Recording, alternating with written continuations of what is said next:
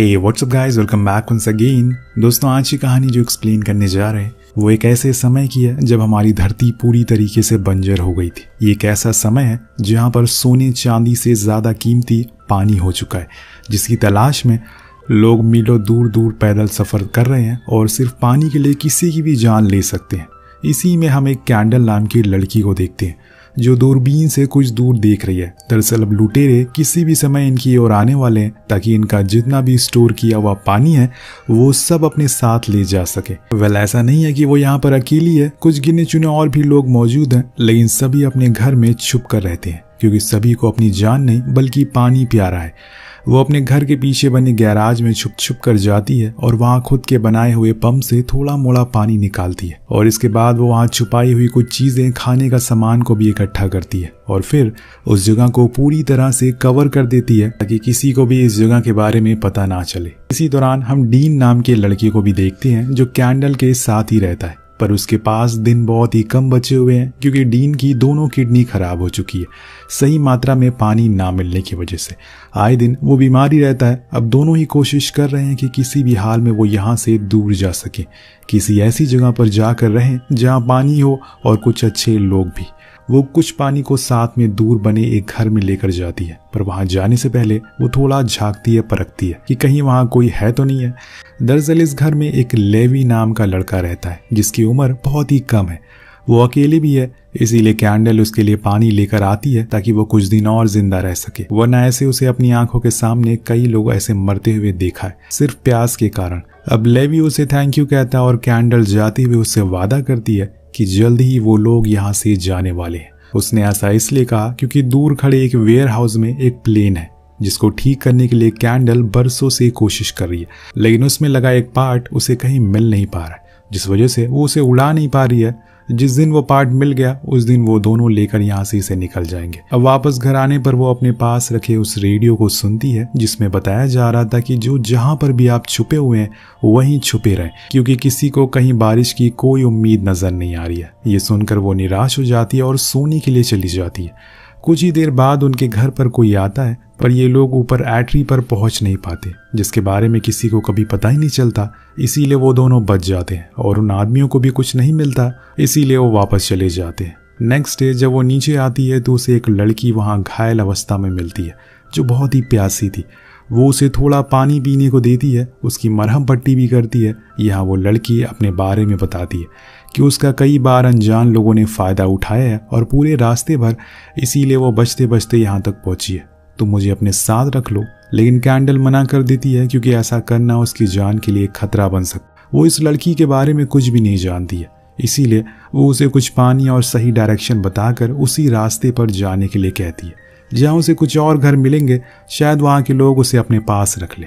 अब उसके जाने के बाद वो अपने घर के बाहर आकर बैठ जाती है। तभी वहाँ जॉन आता है। दोनों एक दूसरे को पसंद करते हैं। कैंडल उसे उस लड़की के बारे में बताते हुए कहती है कि एक समय जब हम लोग हमारे घर के बाहर गेहूं की खेती करते थे, लेकिन समय के साथ साथ सब कुछ बर्बाद हो गया। पानी कितना ज़रूरी है हमारे लिए ये अब जाकर मुझे पता चल रहा है। उसके बाद वो कुछ पानी को साथ में लेकर और फिर कुछ दूर जाती है, अपनी दूरबीन लेकर बैठ जाती है।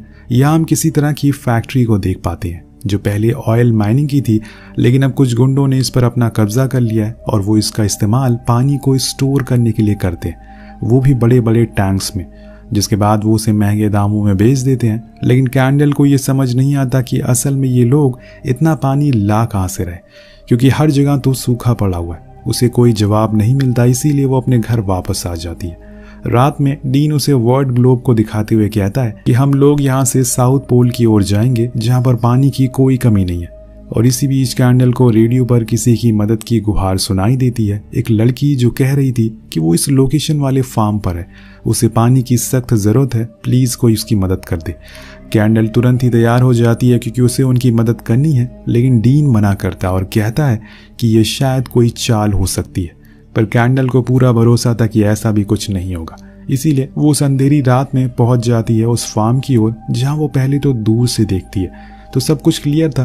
फिर वो खिड़की के पास जाती है तो वहाँ जो वो देखती है उसे वो एकदम हैरान हो जाती है।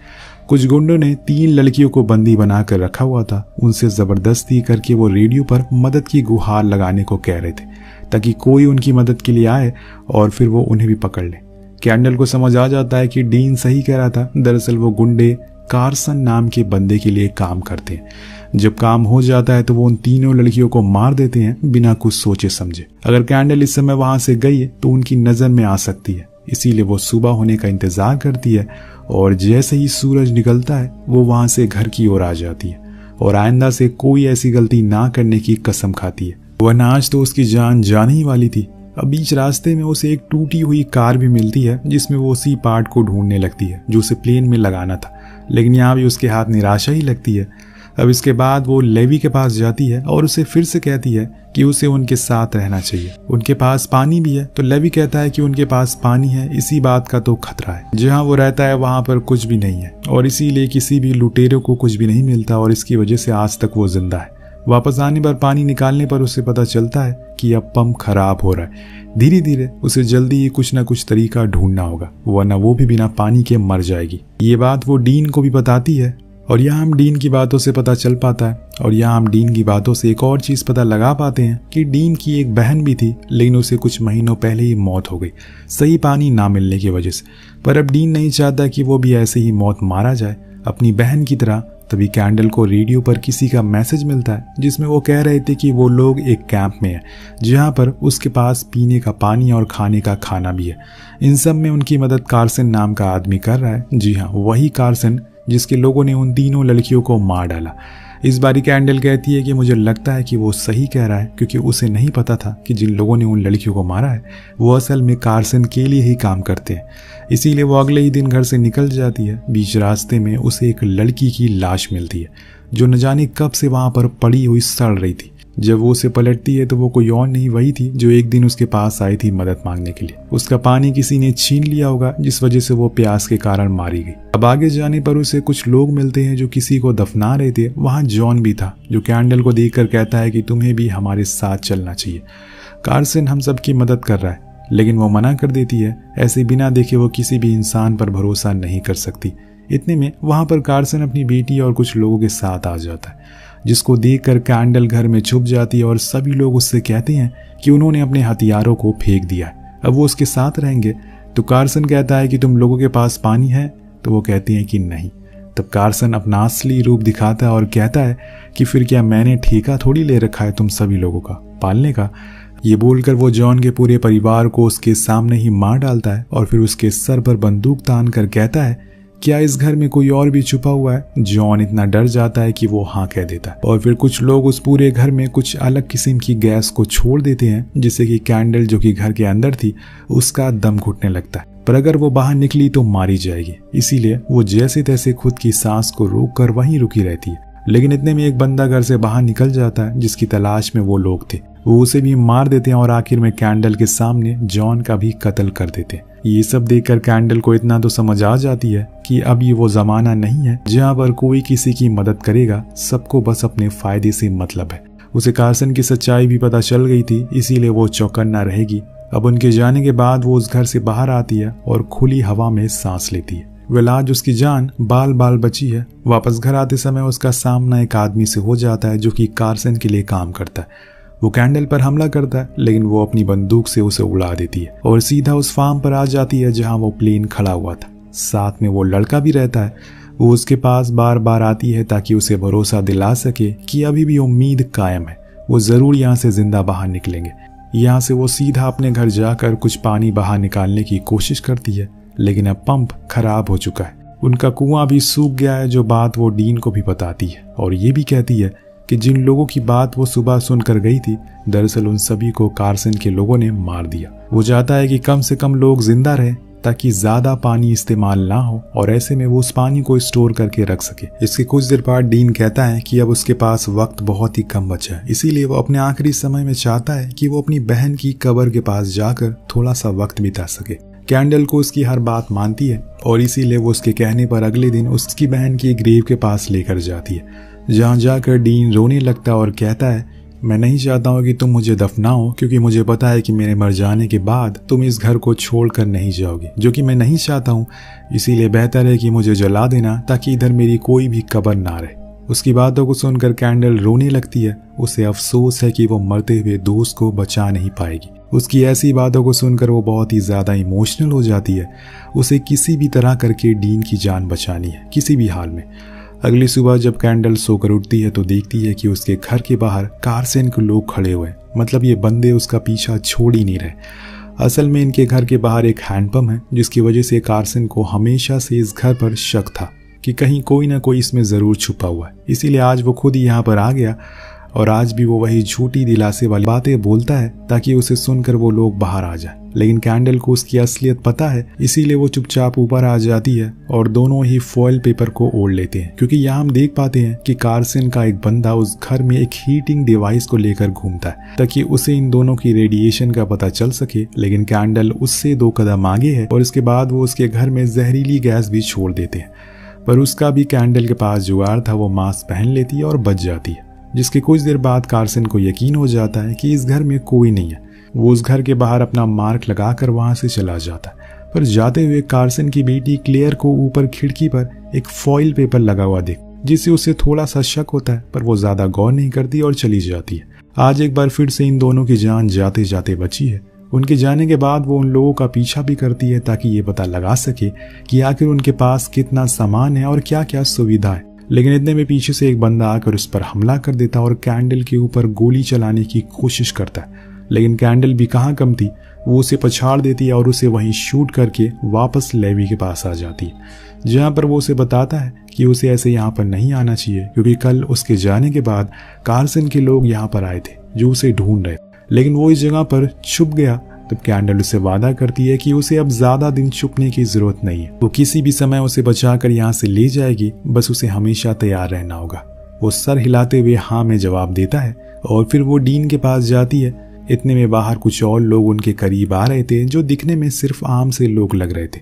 इसीलिए डीन कहता है कि तुम्हें उनकी मदद करनी चाहिए क्योंकि हमारे पास पानी है। तब कैंडल बाहर जाकर उनकी ओर बंदूक तान कर पूछती है क्या वो लोग कार्सन के आदमी हैं, तो वो मना करते हैं और बताते हैं कि उसे उनके वेल पर कब्जा कर लिया है, इसीलिए वो वहां से भागकर यहाँ तक पहुंचे। उन्हें बस पीने का थोड़ा सा पानी चाहिए और कुछ भी नहीं।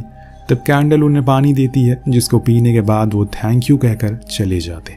लेकिन अब कैंडल के पास समय बहुत कम है क्योंकि डीन की तबीयत बिगड़ती जा रही है। अब वो ज़्यादा देर इंतज़ार नहीं कर सकती, इसीलिए वो सीधा उसी जगह पर जाने का फैसला करती है जहाँ पर कार्सन के लोग रहते हैं। वो जगह बहुत ही ज़्यादा सुरक्षा वाली है, इसीलिए अंदर घुसने का हर किसी के बस की बात नहीं।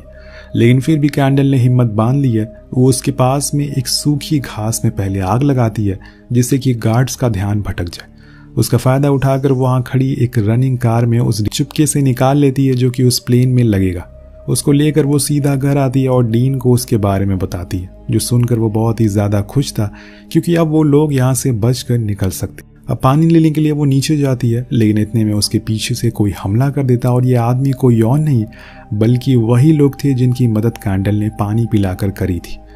वो असल में कार्सन के ही लोग थे। अब वो कैंडल को बांध देते हैं और कहते हैं कि कुछ ही देर में वो आ रहा है अपनी ज़मीन और अपना पानी को लेने के लिए। और इन्हीं में से एक औरत कैंडल को शूट करती है, पर इतने में पीछे से डीन आ जाता है और इन तीनों को उड़ा देता है। पर अब कार्सन के लोग आने वाले हैं, इसीलिए डीन उसे वहीं खड़ी एक कार में छुपा देता है और खुद को बाहर जाने लगता है। कैंडल उसे मना करती है, पर डीन कहता है कि अब उसका समय आ गया है, इसीलिए उसे जाना ही होगा। बाहर जाने पर कार्सन कहता है कि तुमने मेरे 3 लोगों को मार दिया अकेले। तो वो कहता है कि हाँ मैंने ही मारा, क्योंकि वो मेरे पानी को मुझसे छीन रहे थे। ये बात कार्सन को बुरी लग जाती है, तो वो कहता है कि ये मेरा पानी है, इस पर सिर्फ मेरा हक है। इसी बीच एक आदमी गैराज में जाने लगता है जहाँ पर कैंडल छुपी हुई थी और तभी डीन उसे भी शूट कर देता है।